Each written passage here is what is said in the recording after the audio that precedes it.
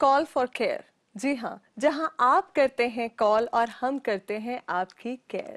यही मकसद है इस शो का और यही मकसद है प्रज्ञा का हमारा, कि हम हर पहलू पर जिंदगी के आपको सच्चाई से रूबरू करवा सकें, आपको खुद आपसे बेहतर मिलवा सकें, जिससे कि आप खुद को बेहतर जान सकें। कॉल फॉर केयर में हम करते हैं आपकी केयर इमोशनली, फिजिकली, यानी कि जिंदगी के हर एस्पेक्ट पर। आज हम बात कर रहे हैं ओवर एक्सपेक्टेशन इन रिलेशनशिप्स। जिंदगी है, रिश्ते हैं, साथ साथ चलते हैं।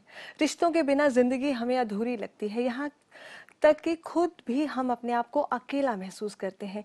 लेकिन ये सोचना होगा कि अगर रिश्तों में एक्सपेक्टेशन से ज़्यादा, यानी excess of everything is bad, over expectations आ जाएं तो रिश्तों में भी दूरियां आ जाती हैं। इन्हें कैसे दूर करें, ये हम जानेंगे हमारे एक्सपर्ट साइकोथेरेपिस्ट डॉक्टर रमन सोडी जी से। Welcome on the show. Thank you. अगर आपको लगता है कि आपके रिश्ते में भी ओवर एक्सपेक्टेशंस आ गई हैं, रिश्तों में दूरियां आ गई हैं, अकेलापन है, खोखलापन है, कहीं आप अपने आप में कमी महसूस कर रही हैं, तो कॉल करें। नंबर है 0120-399-1111। SMS भी कर सकते हैं 560068 पर। डॉक्टर सोडी, ये कहना बिल्कुल गलत होगा कहीं ना कहीं कि एक्सपेक्टेशंस नहीं होनी चाहिए। एक्सपेक्टेशंस के बिना जिंदगी या रिश्ते कैसे चलेंगे, लेकिन over expectations, excess of everything सब कुछ खराब कर देता है। मैं सोचती हूँ कि एक्सपेक्टेशंस एक बाउंड्री देती हैं रिश्ते को और एक आउटलाइन देती हैं that this relationship should go on like that. And expectations के बिना कोई रिश्ता बन नहीं सकता, बिकॉज कुछ तुम हमसे उम्मीद करोगे, कुछ हम तुमसे उम्मीद करेंगे, तभी तो साथ चलेंगे। That's very essential. पर ऐसा होता है कि कभी कभी हम रिश्तों को जरूरत से ज्यादा फॉर ग्रांटेड लेने लगते हैं और अपनी एक्सपेक्टेशंस दूसरे पे हावी करने लगते हैं। That's the time when expectations stop working and they start breaking the relationships. ये वो वक्त होता है जहां एक्सपेक्टेशंस का दायरा हम कहीं बढ़ा लेते हैं, हद को पार कर जाते हैं और ओवर एक्सपेक्ट करने लगते हैं। We take each other for granted. सुमिश्रा है हमारे साथ। जी बताइए। नमस्ते मैम। जी नमस्कार। मेरी एज है 52 इयर्स और ना मेरी ना बहुत इनसिक्योरिटी है। सब में खाली डेट का बारे में इनसिक्योरिटी होता है। हाँ। और मेरी हस्बैंड को साथ मेरा घर में रहती हूँ, लेकिन 25 इयर्स शादी हो गया, लेकिन थोड़ा सा कम्युनिकेशन का प्रॉब्लम है। तो मेरी लड़की का शादी का उम्र हो गया 26 इयर्स, तो दिल्ली में रहते हैं, लेकिन हमारा हस्बैंड कोई बात नहीं करते उसका शादी का बारे में। तो इसके लिए क्या साइकेट्रिक ट्रीटमेंट जरूरी है? जी जी जी, बिल्कुल समझ रहे हैं हम आपकी दिल की बात। Being a female I can understand कि इनसिक्योरिटी जब आ जाती है तो बहुत सी प्रॉब्लम होती है। हम जानेंगे डॉक्टर सोडी से वो आपको क्या एडवाइस करती हैं। एक और कॉलर है। जी बताइए। मौसमी जी बताएं। हेलो। यस। मेरा क्वेश्चन आपसे ये है कि मैं इस बार मेडिकल का एग्जाम देने जा रही हूँ और हेलो। जी जी। हाँ, और मेरे पेरेंट्स जो है मुझसे बहुत ज्यादा ही एक्सपेक्टेशन रखते हैं। उनको लगता है मैं इस बार एकदम निकाल ही लेती। तो अब लेकिन उनको ये थोड़ा मुश्किल लगता है, क्योंकि एक बार में हर चीज करना थोड़ा मुश्किल हो जाता है। तो क्या करें? जी समझ रही हूँ। जब ओवर एक्सपेक्टेशंस हो रही हैं तो आप प्रेशराइज महसूस कर रही हैं, क्या करें ये ऐसे में? ऐसे में इनके लिए तो मैं ये कहना चाहूंगी कि थोड़ा रिलैक्स करें। Work is mine, reward is thine. या आप भगवान कृष्ण की बात मान करके आप सिर्फ कर्म योगी करिए। रहे आप, you can only try and keep trying, and if you keep anxiety with you, your trial will not be that effective. Anxiety से 10% स्कोर्स तो जरूर नीचे चले जाते हैं। इसलिए रिजल्ट की चिंता बिल्कुल मत करिए, अपने को एंक्शस ना करिए, प्रेशराइज ना करिए, and please work, and I'm sure if your parents are expecting, you are worth it. You will be able to do it. बिल्कुल। हमारे साथ दूसरी कॉलर थी जिन्होंने कहा कि इनसिक्योरिटी है शादी के इतने साल बाद भी। इनसिक्योरिटी उनको है, वो सोच रही है कि मेरी लड़की की शादी की बातचीत नहीं कर रहे हैं वो, हम आपस में बात नहीं कर पा रहे हैं। देखिए, थोड़ा सा कम्युनिकेशन चैनल खोलने की कोशिश करिए। हमेशा ये हालात मत रहिए कि तुमसे बुलाया ना गया, हमसे आया ना गया। क्या बात है? आप दोनों जनों को आप बात करिए, जरूरत से ज्यादा उनमें इंटरेस्ट लीजिए। I am sure he will like to talk, because आदमी के पास बहुत जिम्मेदारियां होती हैं, ही हैज टू वर्क। और बहुत ही खूबसूरत शब्दों में डॉक्टर सोडी ने कहा कि ऐसा ना हो कि तुमसे बुलाया ना गया और हमसे आया ना गया।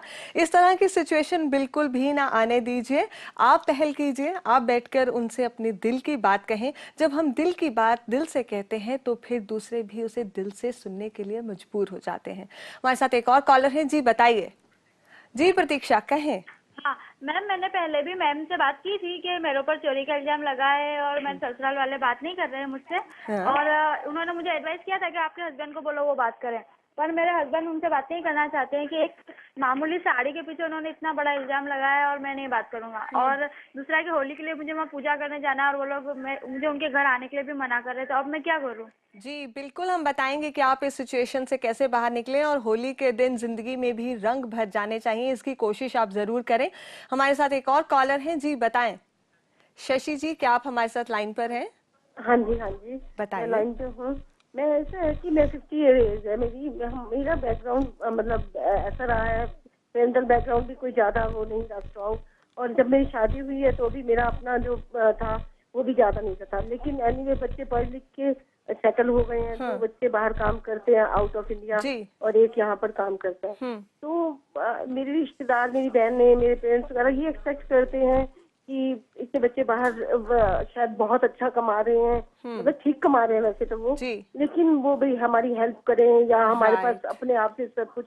तो इन सब चीजों से को मैं इतना कोशिश करती हूँ ढंग से वो सब लोगों को बताने की, करने की, या वो तो लेकिन वो समझता कोई नहीं। और मेरे अंदर इस चीज की बहुत ज्यादा। आप रोइए नहीं, मेरी पूरी सिंपैथी आपके साथ है, आप बिल्कुल घबराइए नहीं। अकेलेपन में ऐसा होता है जब हम दूसरों को समझाते हैं और दूसरे हमारी बात समझ नहीं पाते, लेकिन इसका भी सॉल्यूशन है, जानेंगे डॉक्टर जोड़ी से। एक और कॉलर हैं, जी उमी, क्या आप हमारे साथ लाइन पर हैं?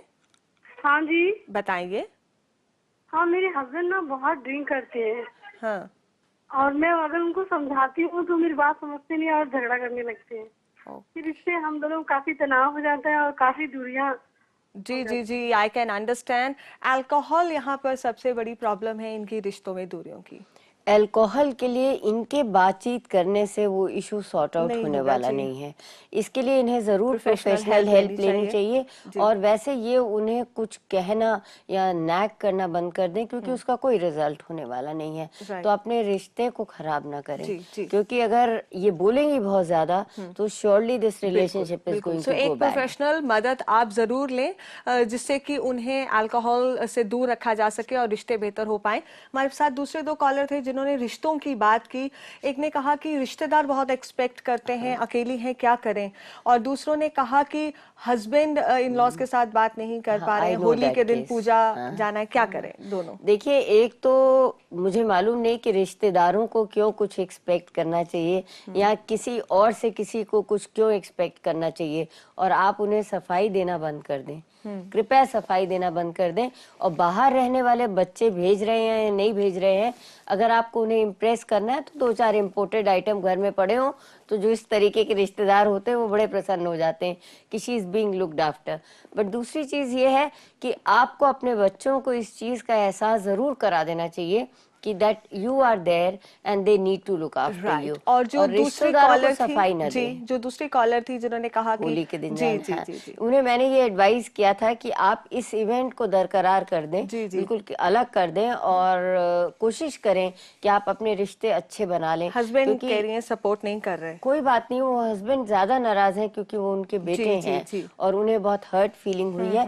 पहले भी मैंने आपको बताया था कि ये शायद इशू थोड़ा मिसमैनेज्ड आपके हस्बैंड के द्वारा ही किया गया है। पर अब होली के दिन अगर आपको डिफरेंसेस खत्म करने हैं, आपके हस्बैंड नहीं जाते, वो दरवाजा नहीं खोलते, तो फिर भी आप एक चक्कर जरूर काट आइएगा और बाहर पूजा कराइएगा, क्योंकि रिश्ते तो बना करके रखने चाहिए और अपने रिश्ते कभी खोने नहीं चाहिए। बिल्कुल, रिश्ते बना के रखने चाहिए और इसके लिए अगर हमें एक्स्ट्रा माइल भी चलना पड़े तो हमें चलना चाहिए। कई बार क्या होता है कि जब एक ऐसी सिचुएशन सी आ जाती है तो बहुत सी जो पुरानी फ्रस्ट्रेशंस होती हैं वो भी हम उस झगड़े में निकालने लगते हैं, जाने अनजाने। ये गलत है, हमें समझना होगा कि उस वक्त क्या हो रहा है और ये जो पुरानी चीजें अगर हमें ट्रबल कर रही हैं तो we need to get rid of the past, because present is important and we have to live in the present. फिलहाल हम लेते हैं एक छोटा सा ब्रेक, आप कहीं जाइएगा नहीं। कैसे ओवर एक्सपेक्टेशंस को रिश्तों से दूर रखना है, खुद से दूर रखना है और सेल्फलेस लव की ओर बढ़ना है, ये हम जानेंगे एक छोटे से ब्रेक के बाद।